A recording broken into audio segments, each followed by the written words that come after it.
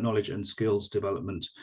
We've got, as I say, a really powerful panel this morning, going to be led by Sebastian Moritz of Moricon, who's going to facilitate, moderate the session, and he'll introduce the panelists as they come on. To be clear, this is going to be a really interactive session as well. We're going to run a couple of polls for you to get involved with, to give your views on a couple of points. And as always, I encourage you to use the Q&A button at the bottom to address any particular questions. I'll compile those and moderate them. Sorry, I should have said my name's Graham Sibley. I'm the Operations and Marketing Director at the ARL, and I'll come back to what else the ARL is doing later on. But without any further ado, I'll hand over to Sebastian. Seb. Thank you, Graham. Good morning and welcome to today's ARL webinar, Professionalising BTR with Training. I'm Sebastian Moritz, founder of Moricon Consultants and your moderator today. As Graham said, we lined up a fantastic panel of experts with enormous passion for our industry for this morning's discussion on how training can help our sector's professionalization and make it a more attractive career choice. I promise you a fast and insightful hour packed with industry best practices and views from our panel. So the next 60 minutes look like following. We start with a brief intro of our panelists and then get right into it. As Graham alluded, usual with ARL webinars, do not be shy and do ask questions via the feed at the bottom of your screen. We then start discussing how to position the sector as a career choice. And this is followed by highlighting 3 benefits of training, supported and discussed with the experience of our panelists. Now to the introductions of this morning's experts. May I start with you, Hannah, please? Thank you, Seb. My name's Hannah Marsh. I'm a co-founder of HomeViews. We are the residential review platform, and we cover over 90% of the build-to-rent sector. And as part of that, we actually asked residents to rate the customer service and the management scores within the buildings they live in. So we've kind of got a lot of access to insights straight from the residents about the experience that they're having in their homes. Earlier this year, we were acquired by Rightmove, so we are also part of the broader Rightmove group. Thank you. Sam. Morning, everyone. I'm Sam Smith, Operations Director for Dandara Living. For those that don't know us, we are a build-to-rent developer and operator, currently with just over 3,500 multifamily units across the Northwest and Scotland. And a pleasure to join the panel today. Thank you. Joanne. Hi, I'm Jo Green. I am the Director of Operational Excellence for the First Port Group in the UK. And I also sit in a dual capacity as the Chair of the ARL and TPI Education and Qualifications Committee. So I'm sitting with 2 hats on today and will hopefully be able to answer with 2 different viewpoints. Excellent. Thank you very much. And Catherine. Morning, everybody. Lovely to be here. I'm Catherine Rose, Managing Director and co-founder of Verve Life. We're a third-party operator managing build-to-rent single-family and co-living units across the whole of the UK, anywhere from Exeter to Glasgow. We get involved with our clients super early stages, helping with planning, finding sites, and the design for management consultancy. Perfect. Last but not least, Moricon.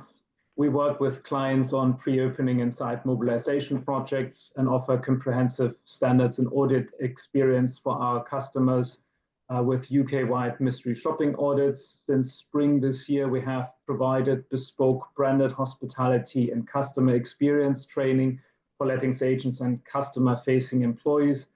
And hopefully by Q1 2025, we are offering a self-paced e-learning course via Learning as a Service model. So with the introductions out of the way, let's jump right into it. While we shine a light on how to position a sector, I've prepared a quick poll for the audience. If you please respond by ticking as many statements as applicable. You should see this on the screen. Can I only ask listeners who work in build-to-rent properties to answer this poll and not suppliers to help us better understand the existing landscape?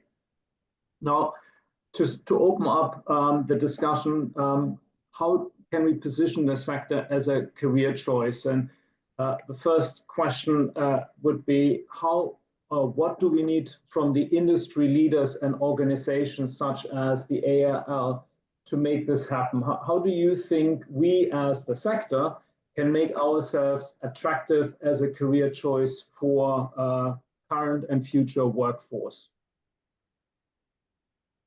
And maybe with Sam, because you are the operator here with potentially then Joanne, you have both a fairly large portfolio. Yeah. I think this goes back to a topic, Seb, that we covered off in the recent recruitment event that we did a couple of weeks ago. I think the need for training now is definitely at the forefront. It's something that at Dandara Living we've been looking at really closely, especially over the last 12 months. What we've started to put in place now is a real stringent sort of career pathway, and what that pathway looks like in terms of what training and development each role needs to do to achieve those milestones. And we've looked at both classroom-based and on the job. So classroom-based is looking at obviously professional qualifications like RPM, ALA, obviously for anyone who's working on the leasing side, and then looking at sort of IWFM for the facilities teams, and obviously really kind of honing in on those professional qualifications, and then also just looking at championing sort of mentors internally, so the management team sort of taking more junior members of the team under their wing and helping sort of develop them through the sort of the each sort of milestones that we've set. So that, like I say, it's only been something that we've looked at in more detail over the last 12 months, because I think everything that we've done today has been focused on a growth. But we've obviously now at that point that we really need to start looking at how we're going to kind of make more, make our sector more professional. And I think that starts with us as as an operator and the people that we're bringing into the business. Mm-hmm. Catherine, you have also a large portfolio that is more widespread than anybody else, more or less, with different entities under your brand name. Yeah, so we quite a similar approach really to Sam at Dandara in terms of on-the-job training. We've got formal training in terms of health and safety, which is clearly very important. It doesn't really matter where the building is. A building's a building, so you've got training that you need to undertake in terms of registering deposits or health and safety and some of the legislation. There's then the soft skills training as well, and I think there's training for us also, as you said, Seb, it works across multiple brands. So we've got the Verve Life culture, mission, vision, values, which we train, but also our brands have got their own identity. So we've got a different approach in terms of some of the training strategies that we have across our different asset types and different brands. Okay.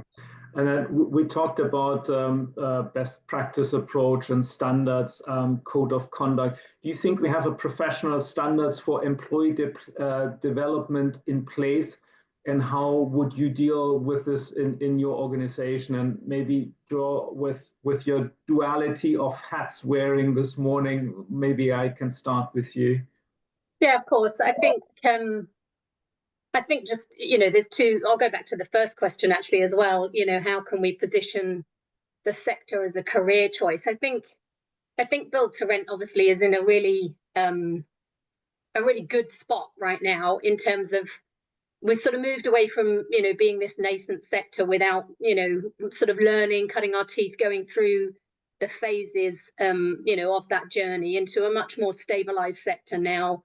Operators, with a really clear understanding of the requirements and, the ability to deliver ultimately what is a higher standard of accommodation, to the private rented sector, which is, what the brief was. So I think the delivery of the sector itself is a box tick, and I think the next evolution of that is exactly this topic. So the professionalizing of the industry, which does include obviously codes of conduct and best practice, etc., which the ARL is absolutely leading the way on, and creating that as we speak. And principle number one of that is about embedding the qualifications within it.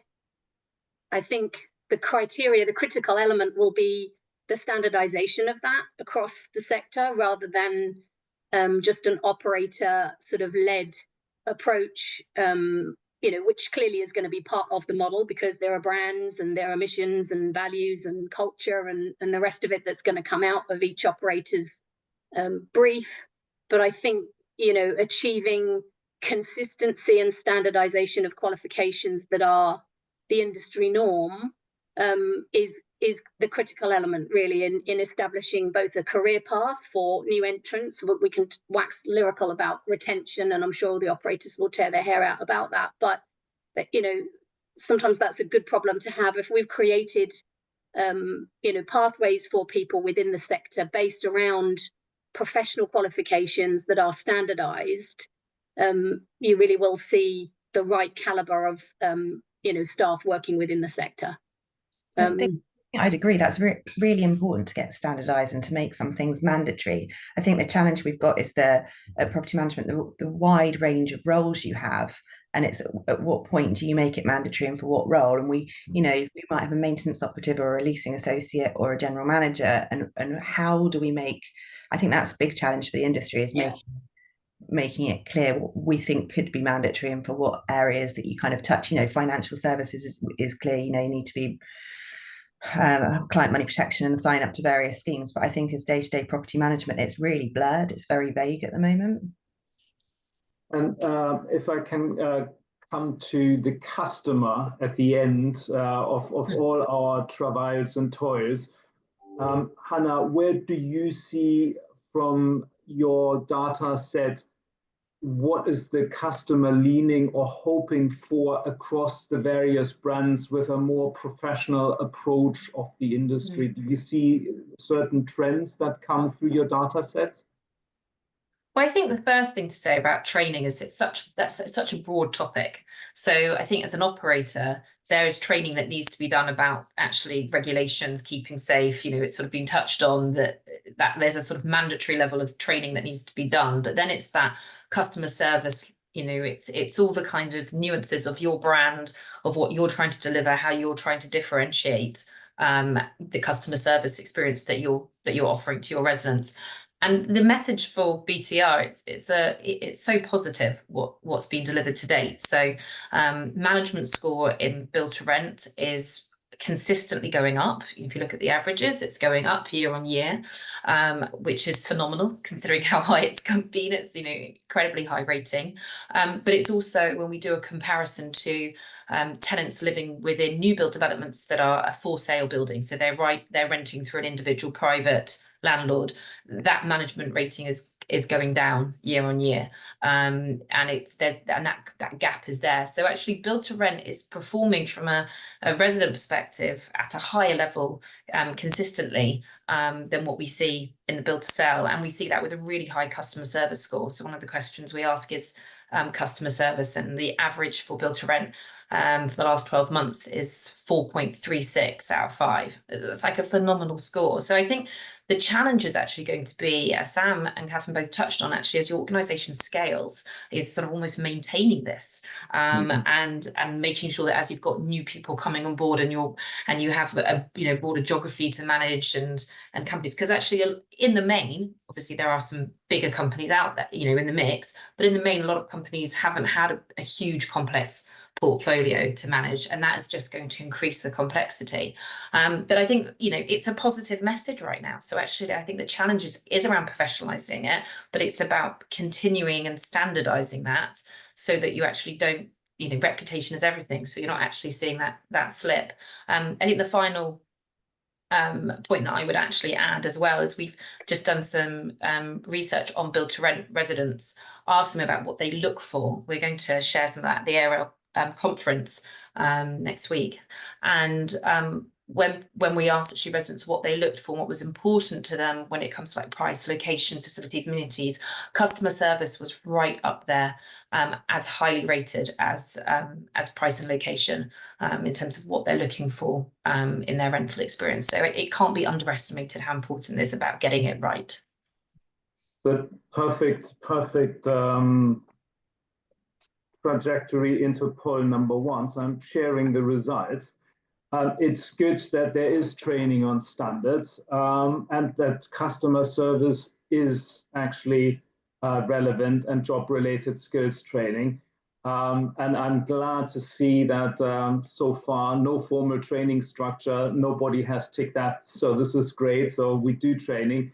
I'm intrigued just by the fact that induction training only is for one. So this is obviously opportunities to include this, but also brand training. And I think when we then go into the discussion now, how to differentiate your brand and make it more attractive, I do believe that that is quite illuminating that brand training seems to take the back seat. Yes, we have to do health and safety training, for example, which probably is the job-related skills training, but training on the brand. What is your DNA? What is it that you're known for as organization ABC? I think is becoming more and more important. Now, going into productivity and efficiency, do you see as this is one of the three benefits we believe that continuous training approach will benefit the industry with?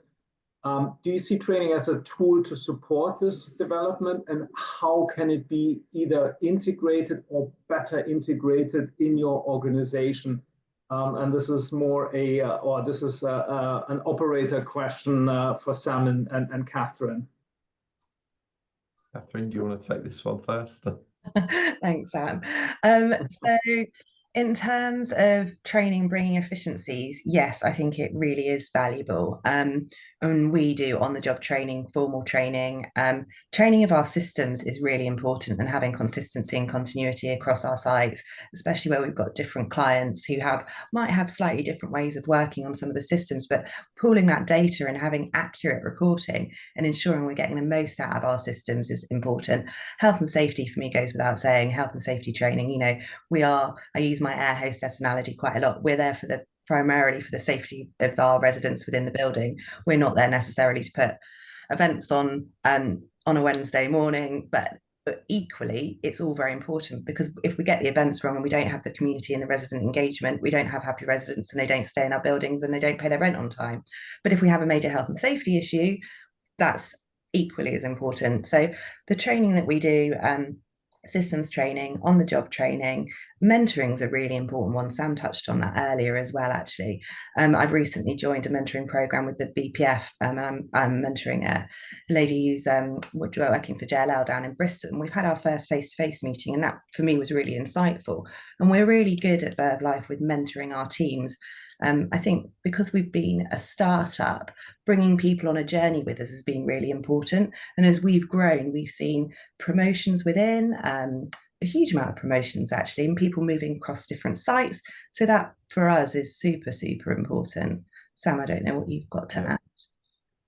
Similar to you, Catherine, I think we've seen this year, we've done a lot of internal promotion, and that's been with people that have been with us now for sort of the last 3 or 4 years. So they've been through us for a big part of the journey since Dandara Living launched their first site, and actually that the mentoring piece has been something that I've really been encouraging. And similar to Catherine, I also signed up for the BPF, and I've found that quite a rewarding process to go through, and actually mentoring a gentleman who works in the sector but in a completely different part, and has opened my eyes up to actually a lot of the similar challenges that people are having in the workplace, both from just a confidence issue. All very good, you know, capable people, but lacking some confidence, a little bit of that imposter syndrome setting in. And that's something that I talk about quite openly with the team, that everybody suffers that. Some people don't talk about it because they don't feel comfortable to, but I'm somebody who's spoken quite openly about that in various forums and feeling that. And I think if you can relate to the team, and one of the things that I've been trying to do with my team and the wider operations team is to really kind of hone in on what is it they want to do. Like, are they here for a job, or are they here for a career? If they're here for a career, there's lots of other avenues that we can take them down. And also what we're trying to encourage, because we've got the development side of our business as well, we've got maintenance technicians that have joined us at quite a junior level, but trying to tap in to see what they want to do as a longer term, because there's probably more opportunity that we can provide them on the development side than maybe operationally. You know, there's probably a bit of a ceiling for some of our maintenance team in terms of you get to an FM and then there's not really anywhere to go past then if you wanted to then move more over into what I call the softer side of the operations, which is the front of house element side. So I think it's really just trying to talk to the team and find out what it is they want and tapping into that.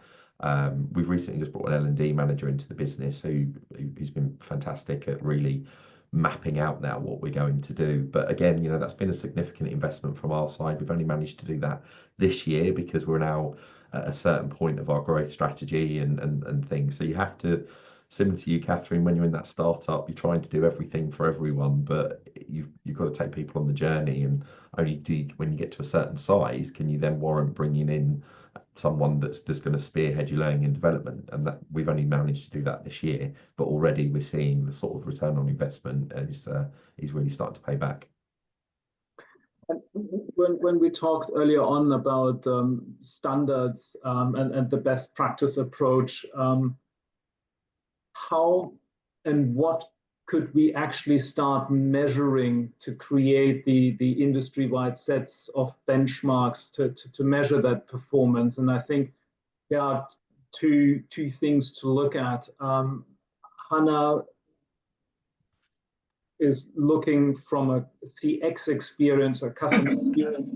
What would be benchmarks for you as sort of the advocate from the customer who's basically giving us and the industry a wide network of data points through Rightmove and HomeView reviews?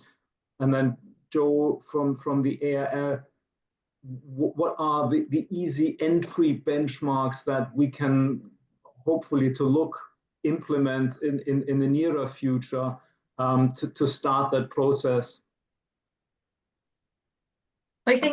Thank you, Seb. I think from the customer's perspective, you know, reviews are a very sort of transparent ways of giving a sense check on what good or great looks like. You know, we're all very familiar with reviews in our life, but I think what we've seen increasingly over time, that it's certainly when HomeViews first launched, it wasn't what we necessarily imagined was going to happen with HomeViews, but increasingly our customer service score and management scores are now being used as sort of contractual KPIs between investors and operators. So HomeViews as a benchmark is now being actually used.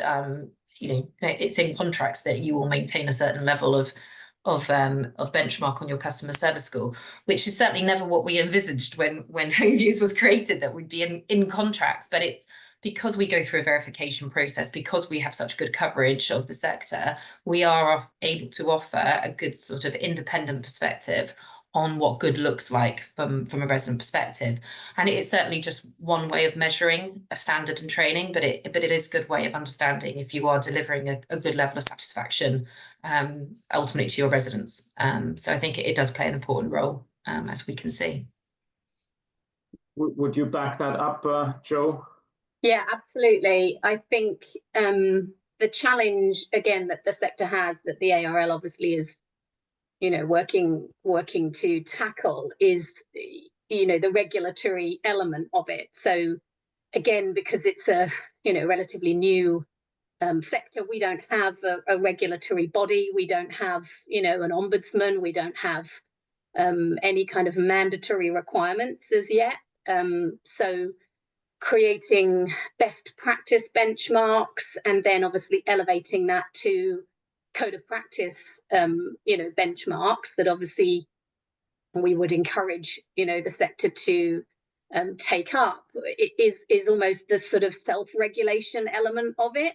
I think, you know, that in itself undoubtedly has thrown up its own challenges in terms of, well, how does that get enforced, and, you know, what do we look at as you know, the achievement of that? I think certainly from a professional qualifications, you know, and you know, element of the principle, the first principle of the code of practice addresses that, and that is really about embedding professional standards throughout the sector for both, you know, it is for professionalism of it, which obviously in turn is to deliver that customer experience. So it's not seen as a separate issue. It's seen very much as a elevation of build to rent that delivers on that customer experience. So the two are, very, very linked. But it's challenging. It's definitely challenging right now. And one thing we have discussed in previous webinars is always looking towards the hospitality industry. What can be improved? What can be copied? Especially how to enhance customer service skills. Given the geographic spread of the build-to-rent industry, or then by default the single-family housing sector, how do you train new starters when you're not clustered? I think the hotel industry has the benefit. It's an organization. You have everything in one building. Some of the build-to-rent operators have a contained management suite per building. But if it comes into the single-family housing sector, where you have sites here and there, plus you have to be asset light, you have to be amenity light. There's a lot of requests and requirements from the investors. How do you maintain training, and how do you actually get about starting up people in your industry, brand training and all of those things? If I can go back to or continue with you, Joe, because obviously First Port is massive. And then maybe Catherine, you have also a fairly widespread estate. Yeah, I mean, you're right, and we do have the luxurious position of being a very large organisation. 3,700 employees across the First Port brand and 6,000 developments that we'll manage. So, obviously it's a different animal to build to rent, but the requirements and the business ethos is very much about professionalizing those standards. So, as Sam touched upon, you have to get to a certain scale before you can really embed that L&D element. We're lucky, we've done that. We've obviously got a huge learning and development team. An awful lot of what we do is online, online training modules and pathways that we expect people to go through. And we've also got our own TPI accredited qualification. So we expect our property managers to have a minimum level 3 equivalent. And actually we've been, able to kind of create that ourselves. So it's very specific to the business, but is accredited and aligned with TPI. So we've worked very closely with them to do that. So, it still isn't a mandatory requirement in leasehold, nor in build to rent. Obviously, the only place we've seen it emerge is in social housing, but I think we'd be naive to think it's not going to come at some point. Mm-hmm. So, the geographical spread, you get around it with obviously the online element, but it's I'm sure Catherine's got the same, hopefully a similar view. Yeah, very similar. In fact, we have a wide variety of training. We're also really fortunate that we can lean into our main shareholder, Homes for Students, and use their centralised training function. I think without them, we would have had some growing pains, as I think Sam's probably explained that they had. So that's made us really fortunate. Health and safety is very similar in a PBSA, a student scheme versus a build to rent or co-live. So that's helped us really formalise our training structure. We also put our on-site teams through and centralised teams through the TPI training courses, as Joe's mentioned. External training, online training for things like manual handling, the usual things you'd expect to see. Customer service training and brands, we tend to do that in person. That's something that loses translation on a screen. And we also, I'm just going to show you some bricks that I've got on my desk. We also spend a lot of time working out the different personalities that we have within our teams, which means we can effectively communicate. So I lead with blue, which is give me details. Neelam, our ops director, leads with red, which is be bright, be brief, be bright, be gone. So if I ask Neelam for a report, normally it's bullet points. If you ask me for something, it's really lengthy. But actually, as a team, we have really different personalities, and understanding those traits helps us, and it helps us with mentoring and pairing the right people together. And that's really, really valuable for us. And actually, we've invested a lot of time on the insights training. Other training courses are available, but that's been a hugely valuable tool for us. Having worked with you directly, I can attest to the devil in the detail. But we all have them on our desks. So when we're on Teams calls, and actually we've started to put some on our email footers, and it's just really helped us communicate. There's another one which you can do, which is the letters one as well. I can't. Myers-Briggs, I think. I can see Hannah nodding. Myers-Briggs, yeah, I've done both. I'm in yellow red. So I'm all fluffy until you're late, and then I'm like, where is it? The role for me then. Anyway, I digress. And Sam, what are you at Dandara, for example, do you specifically for customer service? Because, you know, we have the baby boomers, Generation X, Gen Z or A and B and whatnot. So it's ever shifting. How do you do that you're still relevant depending or regardless of who is actually interacting with your team and with your brand? I think one of the focuses is the starting off on the recruitment process, especially at a site level, is looking at the sort of demographics that you've got within within your building. So trying to find people that are going to have something in common with your residents, and obviously typically, sort of textbook, our residents are aged between 25 to 35 generally.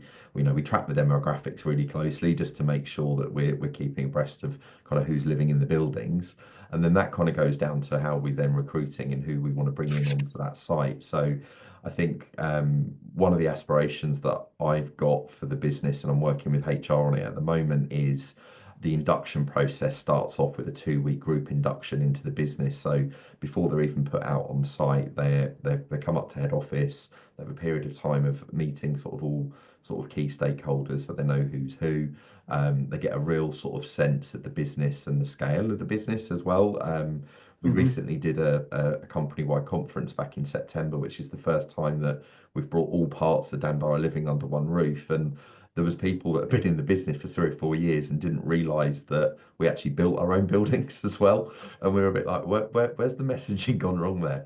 So it was a real eye-opener to get the feedback from the teams across the business, especially in operations, because our site teams are a little bit out of the sort of the day-to-day, so they don't understand actually the bigger picture.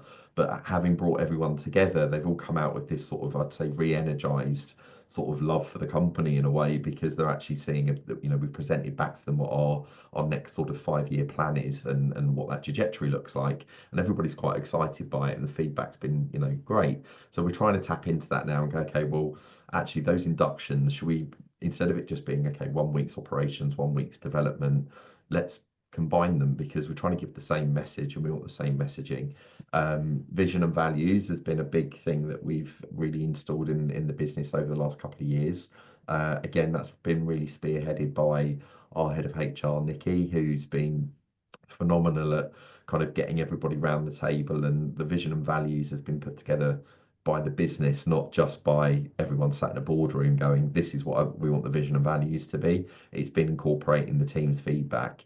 And ultimately for us, it's the soft skills side of things. I think there's only a certain amount that you can teach, if I'm honest. I think you're either customer service driven or you're not. And I think it comes back to the recruitment process. I think everyone on here who are people managers find that is always a tough process to go through, because you've only got a very small window of opportunity to decide if somebody's right for the business. But cultural fit, and I think if they've got the cultural fit and they show the right attitude to what you want them to do, then everything else you can teach. But the soft skill side of things, it's either in you or it's not. And we haven't always got it right, but actually what we've tried to do is identify when people have been in the business and might not be in the right role, are they right for another role in the business that isn't going to be at the forefront of the customer? Managing residents is tough. Expectations are high. You know, they're paying premium rent to be living in the building, and they expect a high level of service. And when you don't get it right, sometimes those residents aren't the most calm, and they do come down to the front desk and they'll be very vocal. And unfortunately, those are our, what I call the foot soldiers, that are at the front of and taking the brunt of that. So they need to feel backed up, and we need to give them the skills in order to do that. And I think as well, autonomy is a key one, because I think there's nothing worse, and I've been on the receiving end of this recently on a trip that I did. If you've got somebody in front of you that can't actually make a decision to help resolve something, they've got to go, oh, I've got to go and speak to my manager, or they've got to go and speak to this person. That's just quite tedious and a little bit irritating. So we try to give the teams as much autonomy as possible, that if there is an issue, there's an instant thing that they can do to offer some level of, be it a voucher to say sorry for the inconvenience of X, Y, or Z, and get lunch on us, or something. So they've got something in there up their sleeve to just help with that customer service part. And again, that's just been part of the training that we've done with the team for them to feel like they've got the autonomy to make them decisions. But again, I don't think there's a perfect solution yet, and it's just evolving, especially in build to rent. So. Which leads or moves quite nicely into expert knowledge and skills development.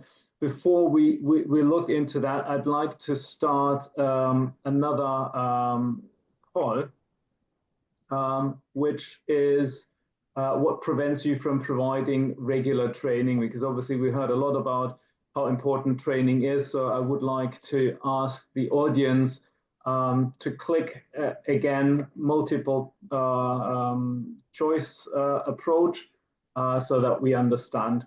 Now, the hotel sector has a very well-defined career path for new entrants to the industry. How can we, as an operator, make this more visible internally as well for us? When you have,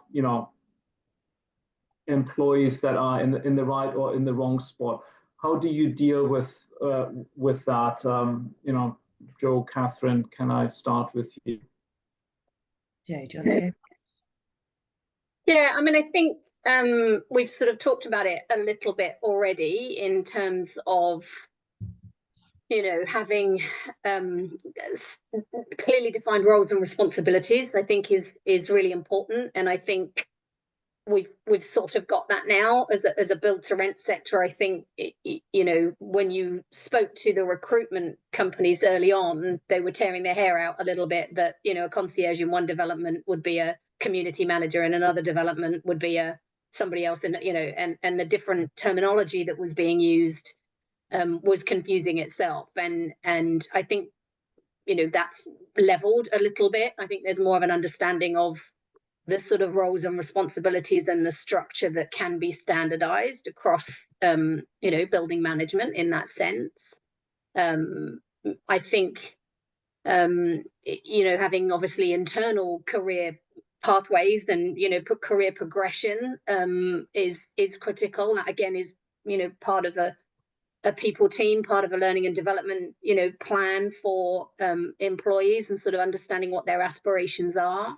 And then clearly that filters in quite nicely to industry qualifications, which mean obviously if you're going to be working in a role as a concierge, and you have any responsibility for resident safety, public safety, then you need to have certain qualifications. But if you're then looking to move up in any way, you would need to advance those, and that's clearly what the ARL and TPI qualifications try to do.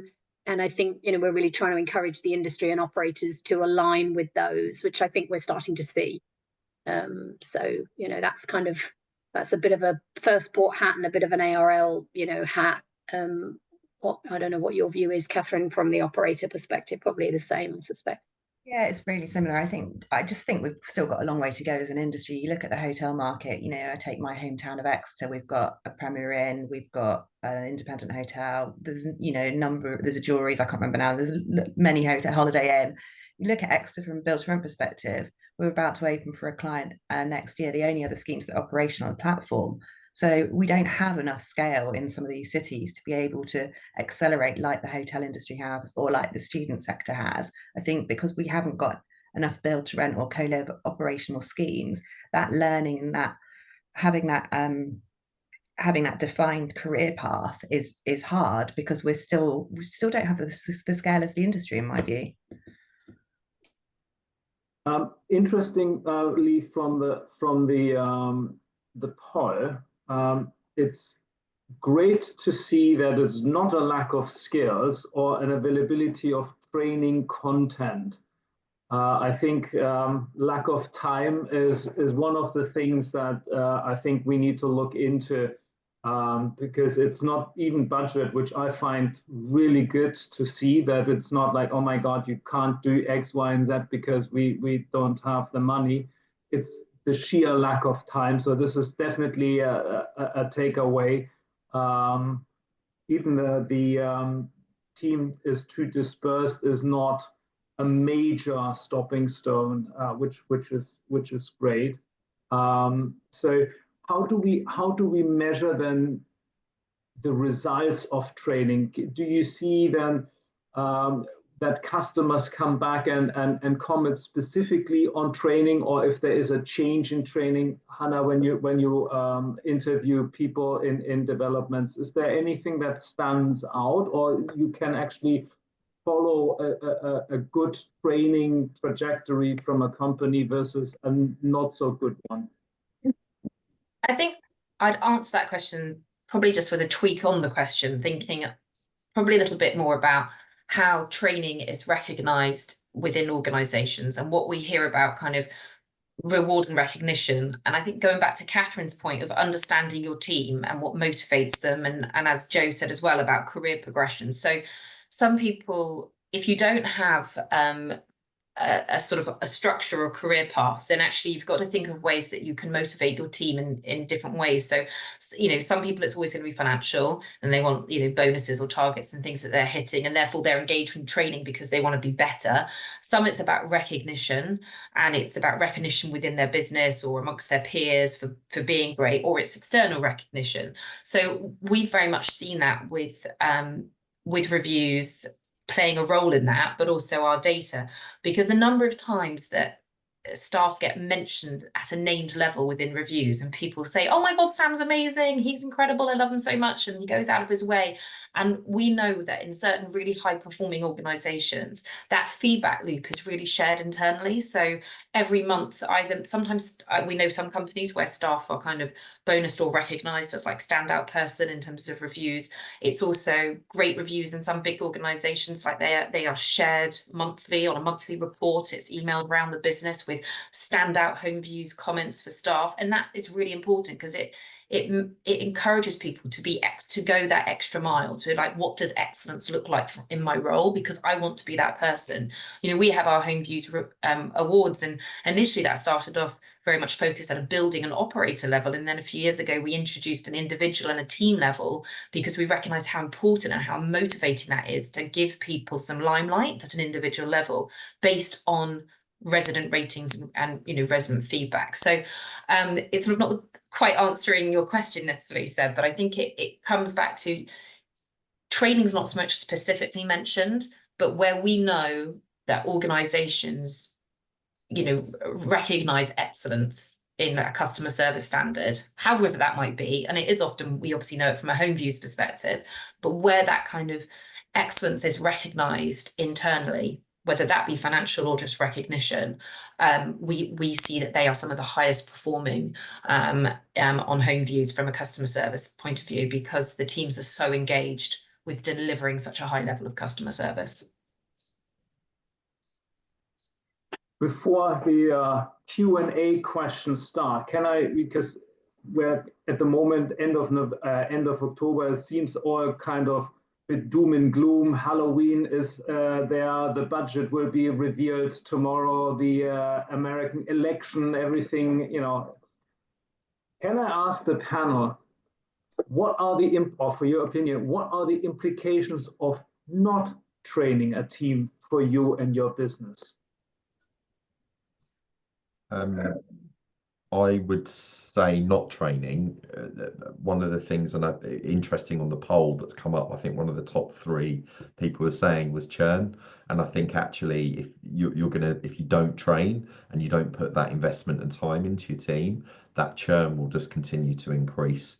It's definitely a hot topic. It's something that, again, we've covered off recently within the London and South East hub regarding recruitment challenges, and trying to think of ways how the sector can resolve the churn issues. And I think anyone, I'm sure Catherine, you see this in your business as well.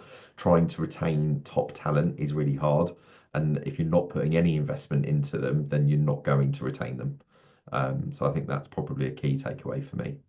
I think there's a really great saying, isn't there? And I always get it wrong, so I'm going to read it. But what if I train them and they leave? And the answer is, what if you don't and they stay? Yeah. Yes. Yeah. It's a good one, Joe. Yeah. I think, that I'm just going to pick up on that time issue, because I think that's, so salient. That's such a theme of, the conversations that we have as part of that ARL and TPI, committee. It's the feedback that we get from operators all the time, and the feedback that the guys, with the qualifications get for the people that have taken them, and sometimes the people that drop off. We really have to get to a place where, operators in the industry see the value of these professional qualifications so highly that they give staff time to complete them. I think just expecting them to, undertake a level 2 or a level 4 qualification in and amongst their, daily job without giving them, study leave or time off to do it is going to be a problem. And I think that's clearly, highlighted in the fact that there's, that's a 7 out of 7 answer. That's 100% of people are saying, that's the challenge that they have. So we need to address that somehow, which is obviously very difficult when you're an operator and you want, you're busy, but it's a problem. Catherine, from your there's Graham. Yeah, the problem with not training are financial. If you don't register deposits properly, if you haven't trained that process out, there's a financial penalty. If you don't look after the health and safety, you could end up in prison, so that's a big cost. I think there's a motivator. I think by not training, it's detrimental to the brand, the business, the industry. It's hugely valuable. Our teams are sat on £1 million worth of assets, and we need to ensure that we are doing the absolute best job we can, whether it's customer service, whether it is health and safety, whether it's financial. Reputationally, it's a huge risk by not training and not looking after these assets and our residents and our clients. So yeah, I think it's that's quite doom and gloom, but yeah, I think that then shows the value of training. Well done. I would echo all of that, and I think the most important thing from our perspective is reputation, and your staff are your brand interactions and your touch points, and we see that in the reviews don't just mention, that they do predominantly mention the sort of the front of house concierge team, but they talk about the repairs and maintenance team and the experiences they have with the cleaners or anyone that they meet in your building, and the professionalism that they will show. So it's all aspects of your team that interact with your residents are your brand and your reputation, and making sure that they are delivering to a high standard but also consistently cannot be undervalued. But just then to breach back to the first poll, Brent is hardly trained in the first place. So that's then the loop back. If your brand is on the door, your loss of reputation, when Catherine, you said, you manage multi-100 million pound assets, that can go sideways very quickly if you do the wrong thing or nothing at all. Or if they stay and basically drag you down. Thank you very much for this most enlightening round and your expertise. Graham, over to you. Yes, thank you. I've been monitoring you. We've got a very polite or quiet or shy audience, I have to say. Maybe it's because with no questions coming in, please. We have a few minutes, so if you have questions, please put them in the Q&A, and I'll ask them. Maybe you've just covered everything so well, though, guys, because I think you have. Really enlightening discussion. I had a question which was more linked to as build to rent grows, and Catherine, you alluded to this, into new cities, new markets, and we need to increase find an increasing number of team members, either front of house operations across the board. Where can we look for the right skills to recruit for roles? Because the demand for roles is going to only increase as the market increases. So we recruit from a wide range of industry backgrounds. One of our regional operational managers came from a service department background, so dealing with multiple tenants within a building, customer service was strong. Hotel, student. I know Sam and I probably, the retention, we don't, it's great to move people within the industry and see career progression, but that, as we've said on this call already, is a challenge. So I think looking further afield, you can train the statutory side and the legislation side, but that customer service bit, as Sam was saying, you've either got it in you or you haven't. So yeah, we do look at a wide range of industry backgrounds. Okay. If I can link back to something that Joe mentioned right at the start, about the build to rent code of practice that the ARL is taking a lead on. I raise it because everything you've talked about is really embedded through the code. The code is basically something that the ARL instigated at members' requests a year or so ago.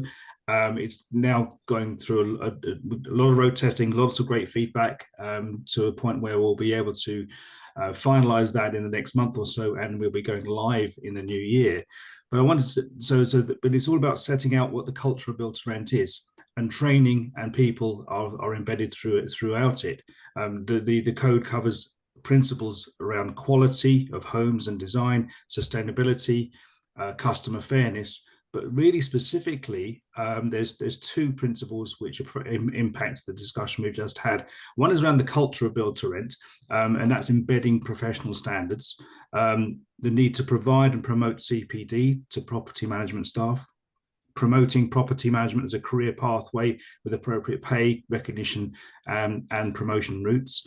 And secondly, there's another principle around adopting a responsible, transparent culture and robust corporate governance. And within that is integrated systems for risk management, performance management, leadership, employee competency and training programs. Going back to the last point that was made there, about the risks of not training and not developing on a corporate governance level. So I encourage anyone on the call to reference that code. It's available on the ARL website, and it will only go to strengthen across the sector how we look at professionalizing the sector. Okay, no questions still. So I'm stunned. You've done a great job, guys. This will for all delegates. This will all be it's been recorded and it will go on live on the ARL website in the next couple of days, so you can access and watch it again and share it with your colleagues. I just remains for me to say, next week on the 7th of November, we have set piece event for the ARL, which is an annual Build to Rent conference at the Beals Business Design Centre in Islington. If you haven't booked your ticket, please do. I reference it because there's one session in particular linked to employees, which you'll find very interesting, which is tackling the issue of employee well-being. And it's an area which is not really looked at. Customer well-being certainly is. Has looked at a lot, but employee well-being, which links to professionalism, the training move thing we've looked at today, is going to be on that as well. So please do come along to that. Look forward to seeing you all on the next webinar. Thank you to the panel. Fantastic efforts there, and we'll speak again soon. Many thanks. Thank you very much. Thanks, everyone. Cheers.